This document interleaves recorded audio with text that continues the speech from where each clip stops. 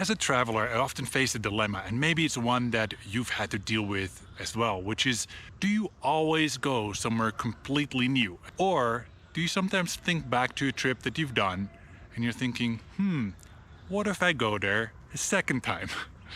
I'm thinking about this a lot right now. I'm at the end of a Mexico trip.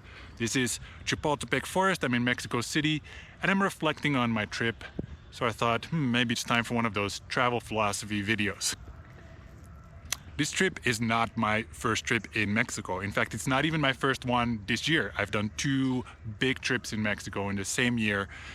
I have my reasons for doing that, but it does remind me of that choice. I had a conversation about this many years ago in a hostel in Cambodia. There was this girl who said very clearly, I will never go to the same country twice.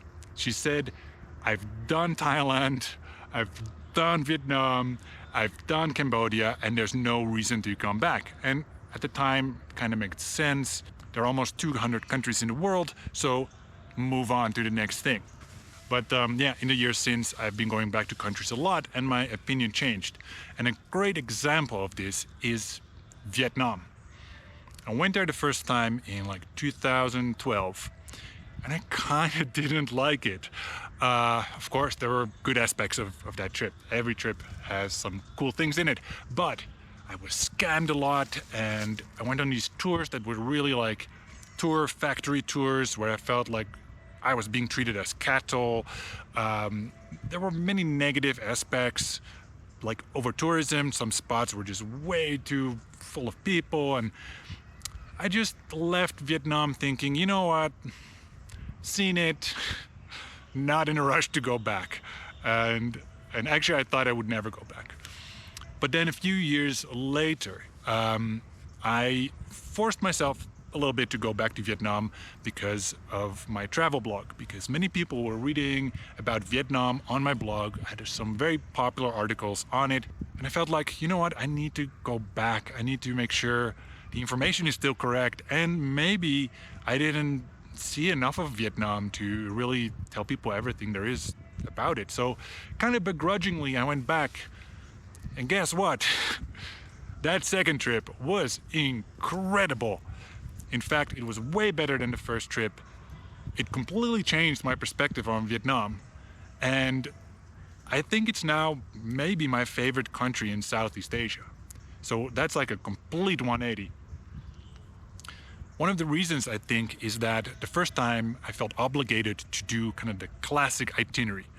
And if you've traveled, I'm sure you're aware that every country kind of has an obligatory, more or less, way to travel through it. Like there's certain things that everyone recommends, you have to do them. And so you're going through that list. And then you don't have time for anything else that might also be cool. So the second trip felt very liberating. It was like freedom. I don't have to do the standard things. How amazing is that? And then my attention turned to other alternative places, which turned out to be even more interesting to me than kind of the standard highlights. I now had the time to spend 6 days motorbiking through Hà province in the north, which is absolutely amazing. But yeah, you need to take the time for it, and you also need your own transportation. And then I went to visit one of the world's biggest caves, which was nuts, and I slept in a tent inside the cave. Actually, if I had been doing YouTube at that point, that would have been a sick video. But yeah, that was incredible, and like the people were kind, and I guess I was going to different villages and you know, where people are less cynical about tourists. So doing the alternative route really made a huge difference. The other thing that's really cool about going back that I'm experiencing now in Mexico is that when you go back, you're a different person, and you may have more knowledge or more experience. You might be a different traveler, and so you can have a different experience.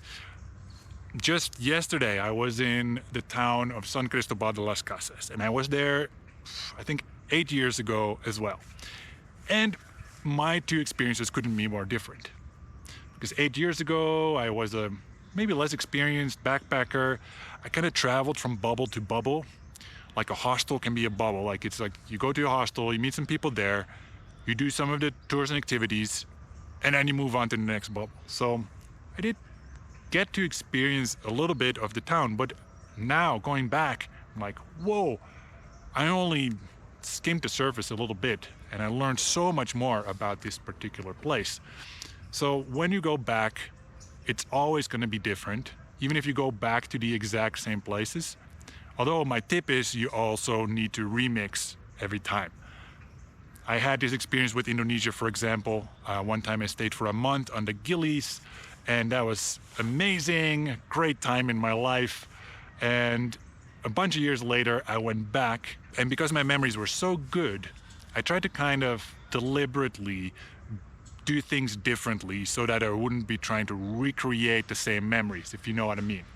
So I stayed on a different side of an island, different hostel, did very different things, and actually it was really worth going back there.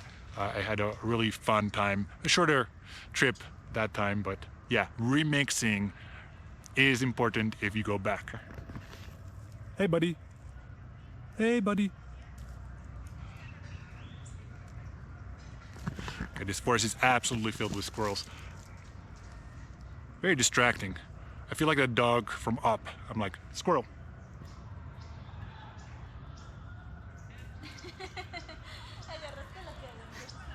Of course, the cool thing about going somewhere for the first time is that it is super exciting. You know, you didn't know what to expect. You're kind of nervous. You get off that plane and you're in a totally different world, one that's just different from what you've experienced before. So there's a lot to be said for that. Which is also why I don't really understand people who are like country counters, or people who really want to see every country on planet Earth before they're 30.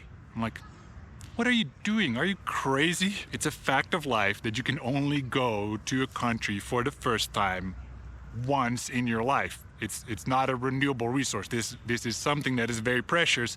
So why are you blasting through all these first times, just doing them quickly, and wasting those wonderful moments of like dropping yourself into a totally new situation? I'm trying to pace myself. I want there to be countries I have never been when I'm 50 and 60, 70, hopefully if my health allows, 80. The way I think about it is sometimes it's important to go somewhere completely new and get out of your comfort zone. But sometimes it's kind of nice to go deeper and to go back and have another completely different experience in the same culture or in the same country. Share your comments below, and also I'm curious about your own personal experiences with going back. Food for thought. By the way, there's now 3 squirrels surrounding me. There's one there, there's one there. It's really hard to make videos when you're surrounded by cute, fluffy animals. I'm gonna say hi to them now, and I'm gonna say goodbye to you. And please stay tuned because more videos are coming soon.